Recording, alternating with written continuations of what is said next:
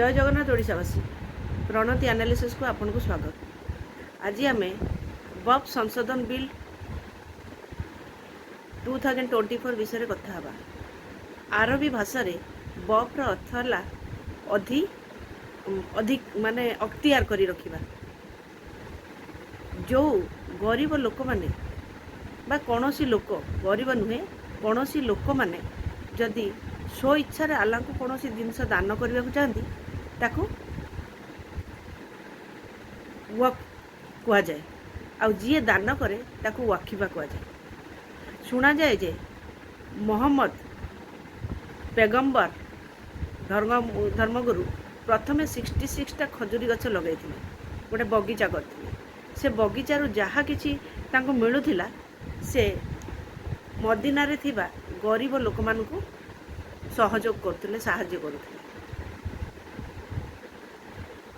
ए जो बफ बोर्डटी केवल यह गरीब लोकंकर साहाଯ୍य लागिबा पई तैयारी निर्माण करा जायथिला। आपन को सूचित कर देबा को चाहे जे इंडियन रेलवे रो सबुठारु अधिक संपत्ति, किंतु आपन आश्चर्य हेबे जे इंडियन रेलवे ठारु मध्ये अधिक संपत्ति बफ बोर्ड पाखरे अछि। 1950 रे 52,000 एकर संपत्ति थिला बेले 2009 रे 4 लाख एकर संपत्ति थिला। 2014 रे सेटा 4 लाख टा 6 लाख को पड़े गला। तापरे 2024 रे सेटा ही गला 9,40,000 एकर संपत्ति। अपन चिंता करंतु केते शीघ्र शीघ्र ए संपत्ति बढ़िबारे लागि। आमे जदि 76 ईयर माने 76 वर्ष पूर्व कथा कहूँ। 76 वर्ष भितर इंडियन आर्मी रो 13% संपत्ति बढ़िया बेले किंतु बफ बोर्ड रो संपत्ति 1700 बढ़ी। माने को मात्रा रे तार संपत्ति बफ बोर्ड रो बढ़ी बढ़ी चली। जेते बेले इंडिया रे मोहम्मद घोरी आसुथिले से समय बफ बोर्ड गठन करथिले इंडिया रे। आउ से समय बफ बोर्ड रे गुलाम वंश, दिल्ली सुल्तान, तापरे मोगल, इंग्रेज माने मध्य बफ बोर्ड रे ए जो नियम लागू करि नथिले, ताको स्वतंत्र करि नथिले। किंतु 1954 रे पंडित नेहरू पुणी 1995 रे पुणी 2013 रे कांग्रेस ए नियम रे बहुत परिवर्तन करदेले। सी माने आकु आर संशोधन करदेले। संशोधन माने तांको बहुत अधिकार छूट करा गला। छूट कौन करा हला ना से माने जेकोसी संपत्ति को जदि निजर बफ बोर्ड रो बोली अधिकार करिवे ताहा तांकर ही जीवो। मात्र तार जो एग्नेस्ट पार्टी जहार संपत्ति से नहीं थिबे से जदि चाहिबो ताले बफ बोर्ड रो अदालत रे से ताकू साब्यस्त करिवो। बफ बोर्ड रो अदालत को ताकू जीवा को पड़िवो।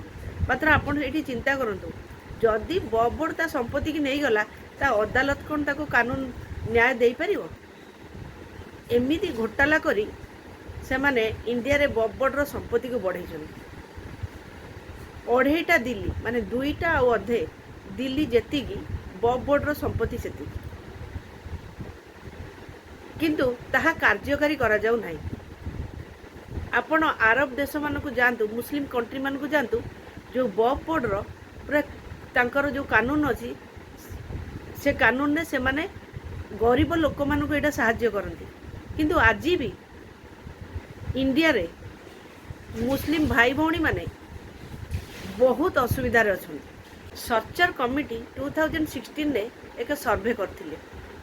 12,000 करोड़ जति संपत्ति तार इंडिया रे अच्छी से माने आय करि परिबे, ता देहरु लाभवान हो पारे 12,000 करोड़। किंतु बफ बोर्ड ताकू 2,000 करोड़ बोली देखाए।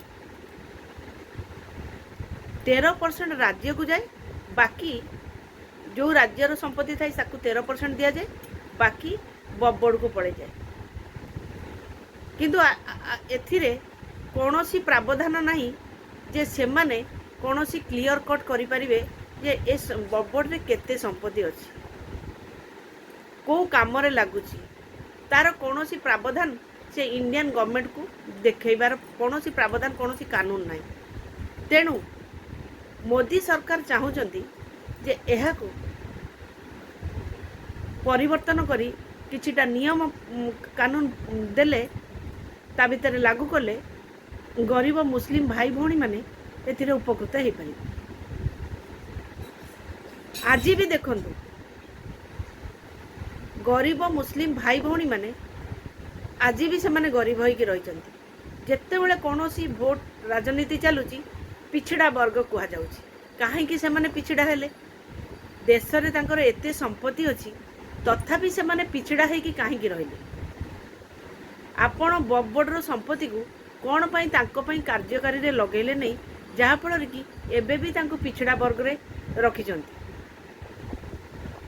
तांको संपत्ति को तांको पाई जदि यूज होई थांदा ताहले से माने पिछड़ा वर्ग रे न थांते एवं एई संपत्ति को किछि मुष्टिमेय मुस्लिम धर्मगुरु अछंती निज अख्तियार रे रखिचंती निजे जमी घोटाला करी जमी दलाली करी अन्य को बिकिबा कौनसी कृषकर संपत्ति की जबरदस्ती नहीं जिबा एमिति मध्य किछि न्यूज दृष्टिगोचर रही एवं गरीब मुस्लिम भाई भौणी मानकर भी संपत्ति को नहीं जहाँ फल कि कानून आसवा पर से माने मध्य खुशी अच्छा